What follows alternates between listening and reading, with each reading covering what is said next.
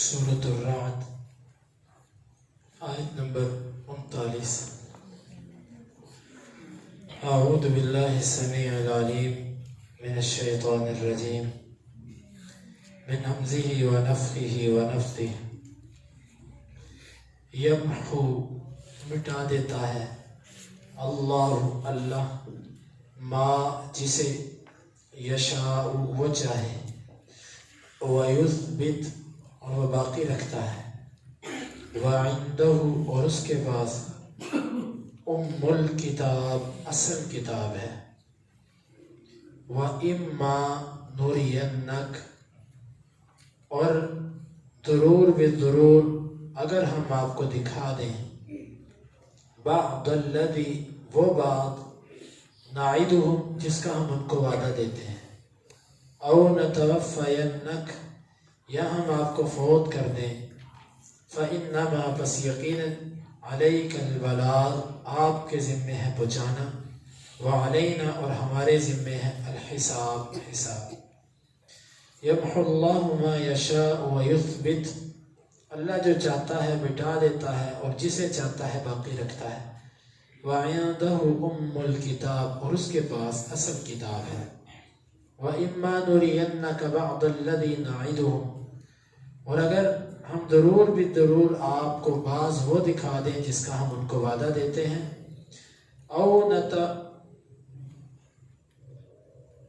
بعض الذی نعدہم جس کا ہم ان کو وعدہ دیتے ہیں یا ڈراتے ہیں جس چیز سے، او نتوفینک یا ہم آپ کو فوت کر دیں، فإنما علیک البلاغ وعلینا الحساب پس یقیناً ہمارے ذمے پہنچانا ہے، آپ کے ذمے پہنچانا ہے اور ہمارے ذمے حساب ہے.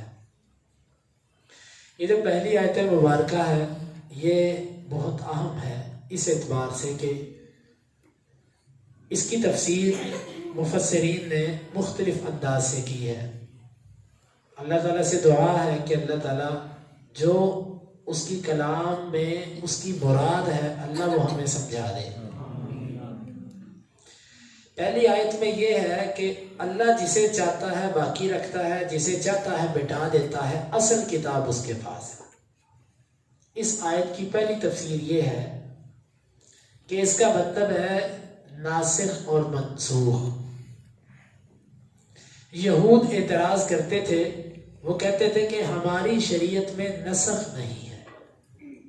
نسخ کیا ہوتا ہے؟ ایک حکم کو ایک عرصے تک دیا، اس کے بعد اس کو ختم کر کے نیا حکم دے دیا. وہ کہتے ہیں ہم اس کو نہیں مانتے. کیوں؟ وہ کہتے ہیں یہ اللہ کی جلالت کے منافی ہے. اللہ کو پہلے نہیں پتا تھا کہ یہ حکم دینا ہے، اللہ نے بعد میں جو ایک حکم کو ختم کر کے نیا حکم دیا، کیوں دیا؟ وہ کہتے ہیں ہم اس کو نہیں مانتے نسخ کو، اللہ کے حکم میں تبدیلی نہیں ہے. اللہ تعالیٰ نے اس کا جواب یہ دیا کہ اللہ چاہے جس حکم کو باقی رکھے، جس چاہے حکم کو ختم کر دے، اصل کتاب تو اس کے پاس ہے، وہ مرضی کا مالک ہے. تم کون ہوتے ہو اعتراض کرنے والے؟ کئی احکامات بیت المقدس کی طرف منہ کر کے 16 سے 17 ماہ تک صحابہ کرام نے نمازیں پڑھی. اس کے بعد اللہ تعالیٰ نے اس حکم کو منسوخ کر کے بیت اللہ والے حکم کی طرف کہا کہ اس طرف منہ کر کے نماز پڑھو. یعنی کچھ احکام کچھ وقت تک کے لیے دیے، پھر ان کو مٹا دیا، نئے احکامات جاری کر دیے.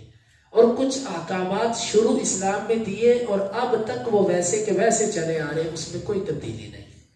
اس کا پہلا مفہوم یہ بنا کہ جس حکم کو اللہ چاہے ہمیشہ ہمیشہ باقی رکھے، اور جس حکم کو اللہ چاہے ختم کر کے اس کی جگہ پہ نیا حکم جاری کر دے، یہ اس کی مرضی ہے. باقی رہا یہود کا اعتراض کرنا کہ ہماری شریعت میں نسخ نہیں ہے، تو یہ جھوٹ ہے. اس کی وجہ یہ ہے کہ پہلے یعقوب علیہ السلام ان کی شریعت کے اندر 2 بہنوں سے نکاح کرنا جائز تھا، جبکہ موسیٰ علیہ السلام کی شریعت میں 2 بہنوں سے نکاح کرنا جائز نہیں ہے. یہود اپنے آپ کو کہتے ہیں کہ ہم بنی اسرائیل ہیں. یہ بنی اسرائیل کون؟ اسرائیل کون تھا؟ اسرائیل کی اولاد. یہ اسرائیل کون تھا؟ یہ یعقوب علیہ السلام کا لقب ہے، یعقوب کا لقب ہے. یعقوب علیہ السلام ابراہیم علیہ السلام کے پوتے ہیں، اسحاق علیہ السلام کے بیٹے ہیں یعقوب. ان کی شریعت میں 2 بہنوں سے نکاح کرنا جائز تھا. اب موسیٰ علیہ السلام انہی کی اولاد میں سے ہیں، ان کی شریعت میں یہ چیز منسوخ ہے. پھر اور کتنے ایسے نسخ جو ان کی شریعت کے اندر موجود ہیں، جبکہ یہودی آج اس کو نہیں مانتے. تو یہ یہود کا جھوٹ ہے کہ ہماری شریعت میں نسخ نہیں ہے. کیوں نہیں ہے ان کی شریعت کے اندر نسخ؟ ہے نسخ. ان کی شریعت کے اندر بھی کتنے احکامات ایسے ہیں جو ان پر. اب یعقوب علیہ السلام پر قرآن مجید کے اندر اللہ تعالیٰ نے فرمایا نا کہ کچھ چیزیں یعقوب علیہ السلام کی شریعت میں حرام نہیں تھی، لیکن یہودیوں پر وہ حرام کی گئی. کیوں؟ ان کی سرکشی کی وجہ سے. اگر نسخ نہ ہوتا تو پھر یعقوب علیہ السلام کے لیے چیزیں جو جائز تھی ان کے اوپر حرام کیوں کی گئی؟ نسخ ہے تو حرام کی گئی نا. تو یہ یہود کا یہ دعویٰ کرنا کہ ہماری شریعت میں نسخ نہیں ہے، یہ جھوٹ ہے. ان کی شریعت میں بھی نسخ موجود ہے. اصل میں وہ یہ بات اس لیے کرتے ہیں کہ ہم جب یہ کہیں گے نا کہ نسخ ہے اللہ کے حکموں میں، پھر ہمیں یہ ماننا پڑے گا کہ ہماری تورات اب منسوخ ہو چکی ہے، اب قرآن آ چکا ہے. تو وہ اس اعتراض سے بچنے کے لیے کہتے ہیں کہ یہ ہماری شریعت میں منسوخ ہے ہی نہیں، نہ ہماری شریعت میں نسخ ہے نہ یہ ہوگی. تو اس کا پہلا اس آیت کا مطلب یہ بنا اللہ چاہے جس حکم کو تا قیامت باقی رکھے، اور اللہ اگر چاہے تو جس حکم کو جتنے عرصے کے لیے چاہے اتنے عرصے کے لیے چلائے، اس کے بعد نیا حکم دے دے. جس کو چاہے باقی رکھے، جس کو چاہے مٹا دے. باقی رہا ان کا یہ اعتراض کہ اللہ کو پہلے نہیں پتا تھا. اللہ تعالیٰ کو پتا ہے. اللہ تعالیٰ نے پہلے حکم کو جتنے عرصے کے لیے جاری رکھا وہ اتنے عرصے کے لیے ہی لوگوں کے لیے موافق تھا. اس وقت لوگوں کے مزاج اور ان کی حالت کا تقاضا یہ تھا کہ یہی حکم ان کو دیا جائے. جب ان کی حالت بدل گئی اللہ تعالیٰ نے حکم بھی دوسرا نازل کیا. جس طرح آپ ڈاکٹر کے پاس جاتے ہیں، پہلے آپ کی طبیعت بگڑی ہوتی ہے، وہ آپ کو ایک دوائی لکھ کر دیتا ہے، کہتا 15 دن بعد دوبارہ آنا. 15 دن بعد جاتے ہیں، چیک اپ کر کے وہ دوائی تبدیل کر دیتا ہے. آپ ڈاکٹر سے کہنا شروع کر دو کہ ڈاکٹر صاحب آپ کو 15 دن پہلے نہیں پتا تھا کہ یہ لکھ کے دینی ہے، آپ 15 دن پہلے مجھے یہ لکھ دیتے، اب جو بدل کر دی ہے. ڈاکٹر آپ کو کہے گا کہ 15 دن پہلے آپ کی طبیعت کا تقاضا یہ تھا کہ آپ کو وہ دوائی دی جائے، اور 15 دن بعد بہتری آ چکی ہے، اب تقاضا یہ ہے کہ آپ کو یہ دوائی دی جائے. اللہ تعالیٰ جب پہلا حکم نازل کرتا تھا اس وقت لوگوں کی حالت کا تقاضا یہ تھا کہ ان کو وہی حکم دیا جائے جو اللہ نے پہلے نازل کیا. لوگوں کی حالت کچھ بہتر ہوئی، اللہ تعالیٰ نے لوگوں کی حالت بدلنے پر حکم کو بھی بدل دیا. ضروری نہیں کہ ہر حکم حالت کے ساتھ بدلے. جو حکم حالت کے ساتھ بدلنا تھا اللہ نے اس کو بدل دیا، جو لوگوں کے ساتھ ہمیشہ رہنا تھا اللہ نے اس کو باقی رکھا. اس آیت کا پہلا مطلب یہ ہے کہ اللہ چاہے جس حکم کو باقی رکھے، جس کو چاہے منسوخ کرے، کوئی اس کو پوچھنے والا نہیں ہے. اس آیت مبارکہ کا دوسرا مطلب اس کا یہ ہے کہ جو تقدیر کی 2 قسمیں ہیں، ایک تقدیر معلق ہے، ایک تقدیر مبرم ہے. تقدیر مبرم اس کا معنی ہوتا ہے پختہ، معلق اس کا معنی ہوتا ہے لٹکی ہوئی. یعنی کہ تقدیر مبرم یہ ہے کہ اللہ کا جو علم ہے نا، جو اللہ تعالیٰ کا علم ہے وہ تقدیر مبرم ہے، وہ کبھی نہیں بدلتا، اس میں تبدیلی نہیں ہوتی. اللہ کو پتہ ہے کہ بندے نے کیا کرنا ہے کیا نہیں کرنا. اور ایک ہوتا ہے تقدیر معلق. تقدیر معلق اس کو آپ یوں سمجھیں کہ اس کا تعلق ہے اسباب کے ساتھ. اسباب یعنی انسان بعض چیزوں کے کبھی اسباب اختیار کرتا ہے اور وہ کامیاب ہو جاتا ہے، کبھی اسباب اختیار کرنے کے باوجود وہ ناکام ہوتا ہے. کبھی ایک بندہ اسباب اختیار نہیں کرتا اور وہ کام کر جاتا ہے جو اسباب سے ہوتا ہے، اور کبھی وہ اسباب اختیار کرتا ہے اس کے باوجود اس کا کام نہیں ہوتا. آپ دیکھیں کبھی انسان اس کو تھوڑا سا پتھر لگے تو وہ مر جاتا ہے، کبھی انسان کو گولیاں بھی لگ جائیں تو وہ نہیں مرتا. اسباب ہر چیز کا ایک سبب ہے. کبھی انسان پہلی منزل سے گرے تو اس کو موت آ جاتی ہے، کبھی وہ 10ویں منزل سے بھی گرتا ہے، ہڈیاں ٹوٹتی ہیں لیکن بندہ مرتا نہیں ہے. اسباب یعنی کہ جو چیز بدلتی ہے یہ وہ ہے جس کا تعلق اسباب کے ساتھ ہے. کبھی اللہ تعالیٰ اسباب کو اثر دکھانے دیتا ہے اور کبھی نہیں دکھانے دیتا. مثال کے طور پہ ڈاکٹر کی دوائی ہے، آپ نے کھائی، اللہ نے چاہا تو اس گولی نے آپ کے جسم میں جا کر اثر کیا، آپ کو شفا مل گئی. اور اگر اللہ چاہے وہی دوائی کسی اور مریض کو دی، اس کو شفا مل گئی. وہی دوائی آپ کی سیم مرض ہے، آپ کو دی، آپ کو شفا نہیں مل رہی. یہ ہے اسباب. تو اس آیت کا تعلق اسباب کے ساتھ ہے. اللہ جب چاہے اسباب کو ثابت کر دے، اسباب کے نتائج پورے پورے نکل آئیں، اور جب چاہے اللہ تعالیٰ کوئی اسباب پورے بھی اختیار کرے لیکن رزلٹ نہ نکلے. یعنی پھر اس آیت کا مطلب یہ ہے تقدیر کی دو قسمیں ہیں. ایک تقدیر مبرم، اللہ کا علم. اللہ کے علم میں کچھ چیز مٹتی نہیں ہے اور کچھ چیز زائد نہیں ہوتی، کیونکہ اس کا علم حتمی ہے، یقینی ہے، پختہ ہے. اس آیت کا تعلق ہے اسباب کے ساتھ، کہ انسان جو زندگی کے اندر بعض چیزوں کے اسباب اختیار کرتا ہے. اب دیکھیں دو دکاندار ہیں، ایک بندے نے بھی اپنی دکان پہ پورا مال ڈالا، ہر قسم کی ورائٹی رکھی ہے. دوسرا دکاندار ہے، اس نے بھی ایسے ہی کیا ہے. ایک کی دکان چلتی ہے، دوسرے کی نہیں چلتی. حالانکہ اسباب دونوں نے اختیار کیے ہیں، سامان دونوں کے پاس ہے، دکان دونوں نے ڈالی ہے، محنت دونوں کر رہے ہیں. ایک کو اسباب فائدہ دے رہے ہیں، ایک کو اسباب فائدہ. اس آیت کا مطلب یہ ہے کہ خالی سبب اختیار کرنے سے کچھ کام نہیں ہوتا. اللہ جب چاہے اسباب کو عمل کرنے دے اور جب چاہے اسباب اختیار کرنے کے باوجود بندہ اصل تک نہیں پہنچ سکتا. اس آیت کا یہ مطلب نہیں ہے کہ پھر ہم اسباب اختیار کرنا چھوڑ دیں. اس آیت کا یہ مطلب نہیں ہے. اس آیت کا مطلب ہے کہ تمہارے اسباب اختیار کرنے کے باوجود کام نہیں ہو سکتا جب تک اللہ نہ چاہے. یہ مطلب نہیں ہے اس کا کہ ہم پھر اسباب اختیار کرنا چھوڑ دیں. آپ اسباب اختیار کرنا چھوڑ دیں گے تو پھر یہ قرآن اور حدیث کے منافی ہے، کیونکہ اللہ اور اس کے رسول نے اسباب اختیار کرنے کا بھی حکم دیا. لیکن ساری توکل اور سارا یقین اسباب پر نہیں ہونا چاہیے. بعض دفعہ اسباب اختیار کر کے بھی انسان کو نتائج نہیں ملتے، اور بعض دفعہ معمولی اسباب ہوتے ہیں، نتائج ایسے نکلتے ہیں کہ جو 100% اسباب اختیار کرنے والے کے بھی نہیں نکلتے. تو پھر اس آیت کا کیا مطلب نکلا؟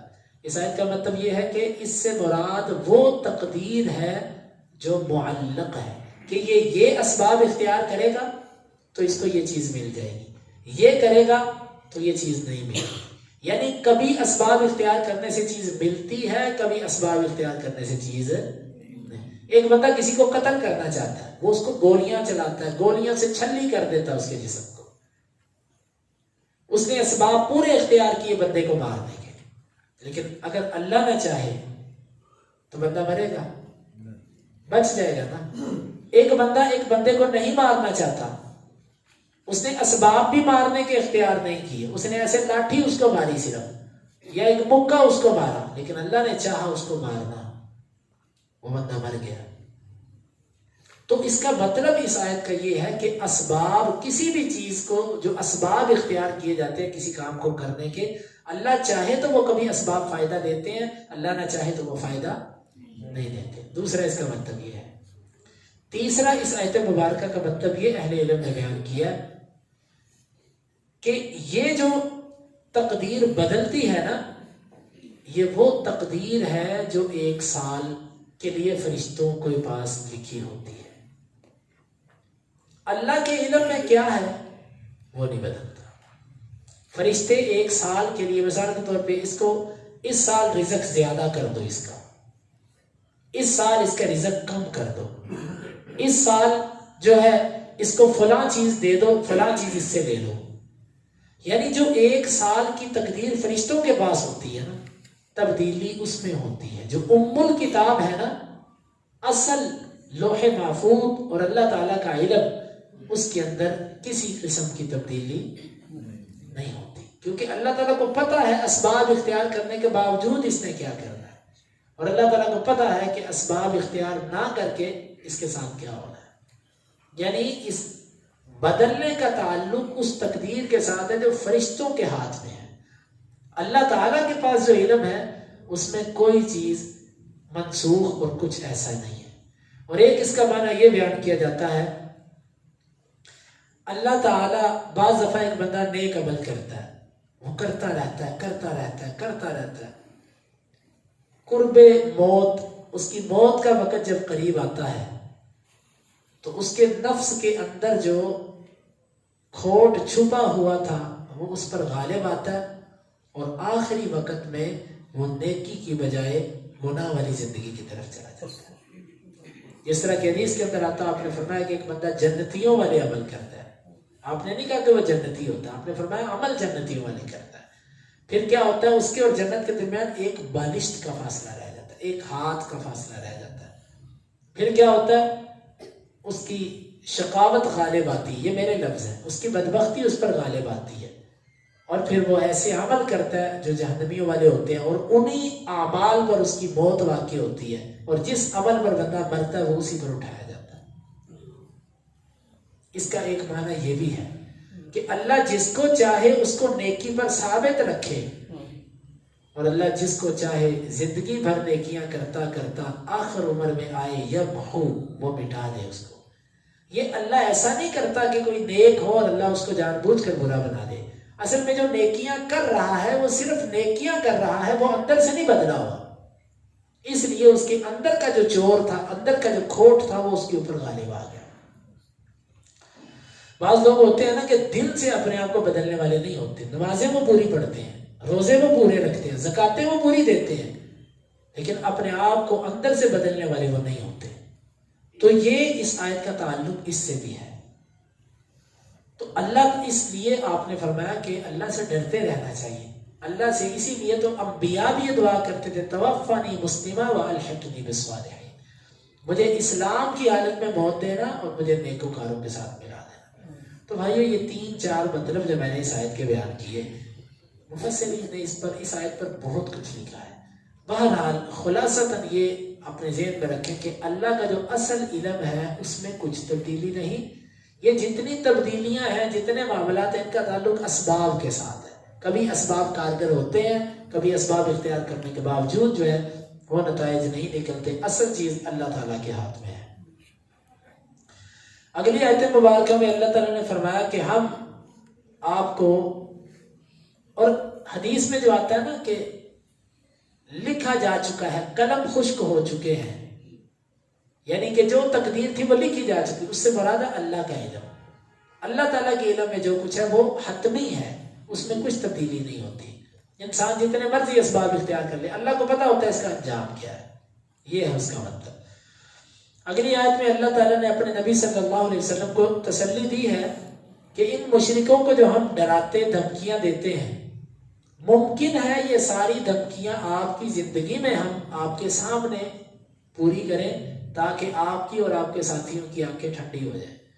یعنی ہم کہتے ہیں ہم ان کے اوپر عذاب نازل کریں گے، ان کو ایسے کریں گے، ایسے کریں گے، ممکن ہے کہ یہ سب آپ کی زندگی میں آپ کے سامنے ہو جائے، اور یہ بھی ممکن ہے کہ ہم آپ کو فوت کرنے کے بعد اس عذاب کو، یا جو وعدے ہم نے کیے تھے ہم آپ کی وفات کے بعد اس کو پورا کریں۔ یعنی آپ اس بات سے نہ گھبراؤ کہ یہ وعدے پورے کیوں نہیں ہو رہے، رب کی مرضی، وہ جب چاہے اس کو پورا کرے۔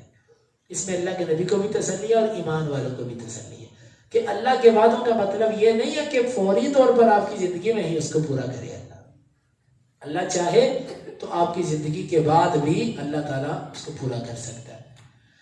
درخت ایک آدمی لگاتا ہے، کبھی وہ اپنی زندگی میں اس کا پھل کھاتا ہے، اور کبھی وہ صرف درخت لگاتا ہے، وہ پھل نہیں کھاتا، پھل بعد والی نسلیں کھاتی ہیں۔ نبی صلی اللہ علیہ وسلم نے اپنی زندگی میں صرف عرب کے علاقے فتح کیے۔ آپ دنیا سے چلے گئے، اس کے بعد پوری زمین پر جو اسلام کا جھنڈا لہرایا، یہ آپ کی زندگی کے بعد ہوا۔ تو اے نبی صلی اللہ علیہ وسلم، آپ پریشان نہ ہوں، ان مشرکوں کو ہم چاہیں تو آپ کی زندگی میں ہی ذلیل و رسوا کر دیں، آپ کو دکھا دیں کہ یہ دیکھو ان کے ساتھ ہم نے کیا کیا۔ اگر ہم چاہیں تو آپ کی وفات کے بعد آپ کے ساتھ کیے ہوئے وعدے پورے کریں، لیکن یہ نہیں ہوگا کہ ہم وعدے نہیں پورے کریں گے۔ وعدے ہم پورے کریں گے، کبھی آپ کی زندگی میں کر دیں گے، کبھی آپ کی زندگی کے بعد کریں گے۔ فَإِنَّمَا عَلَيْكَ الْبَلَاغُ وَعَلَيْنَا الْحِسَابُ، آپ کے ذمے پہنچا دینا ہے، اور حساب و کتاب ہمارے ذمہ، آپ بس پہنچا دو، منوانا آپ کا کام نہیں ہے، ان سے حساب لینا بھئی تم نے ایسے کیوں نہیں کیا، یہ ہمارا کام ہے۔ اللہ رب العالمین سے دعا ہے کہ اللہ تعالیٰ ان آیات کو سمجھنے کی اور ان کے تقاضوں کو پورا کرنے کی توفیق عطا فرمائے۔